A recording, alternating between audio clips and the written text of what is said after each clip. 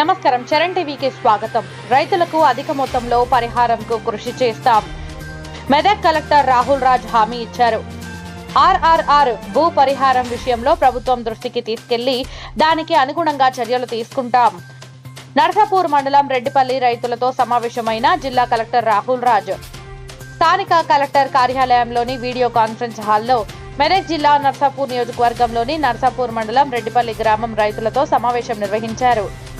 రెడ్డిపల్లి గ్రామ వ్యవసాయ భూమి ఆర్ఆర్ఆర్లో పోతుందని, దానివల్ల గ్రామాల ప్రజలకు తీవ్ర నష్టం కలుగుతుందని, ఆర్ఆర్ఆర్ యొక్క అలైన్మెంట్ మార్చాలని, పరిహారం పెంచాలని గ్రామ రైతులు కలెక్టర్ రాహుల్ రాజ్ దృష్టికి తీసుకెళ్లారు.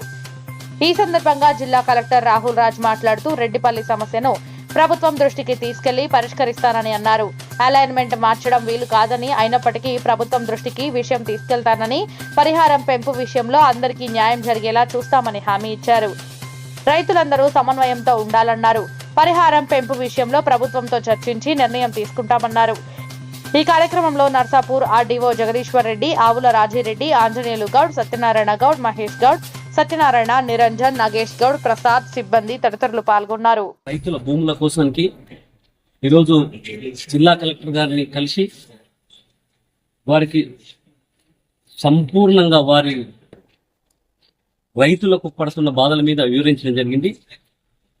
మా ఇన్ఛార్జి గారు, నేను, ఇంకా మిగతా రైతులందరూ కూడా వచ్చి వాళ్ళ భూములు ఏ విధంగా అవుతున్నాయి, ఎట్లా అవుతున్నాయి అన్నప్పుడు గతంలో కాళేశ్వరం కాయింతేనే, కొండపోచం డబుల్ భూములు వెళ్ళని చెప్పేసి ప్రభుత్వం దృష్టికి తీసుకెళ్లాలని చెప్పి, ముఖ్యమంత్రి తీసుకెళ్లాలని చెప్పి కలెక్టర్ గారి ద్వారా విన్నవించడం జరిగింది.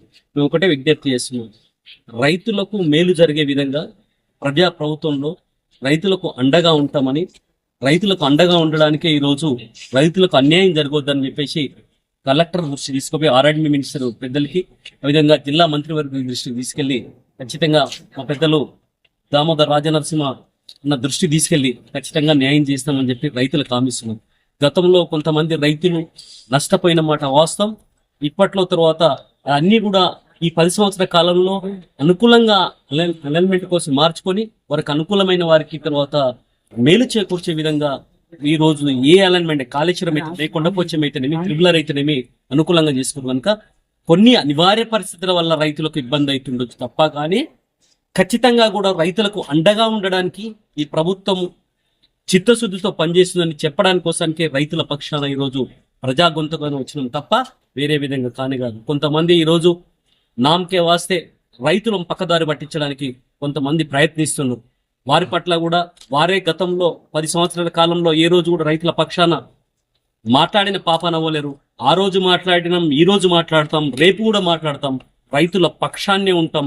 కాంగ్రెస్ పార్టీ ఎప్పుడు రైతులుగా అండగా ఉంటుందని చెప్పడానికే ఈరోజు కలెక్టర్ కి ద్వారా ఒక వ్యవస్థ ఉంది కనుక కలెక్టర్ వ్యవస్థ ద్వారానే ఈరోజు ఆర్ఎండ్బి మినిస్టర్ దృష్టికి, జిల్లా మంత్రి దృష్టికి, ముఖ్యమంత్రి దృష్టికి తీసుకెళ్లాలని చెప్పి పూర్తి చేస్తుంది.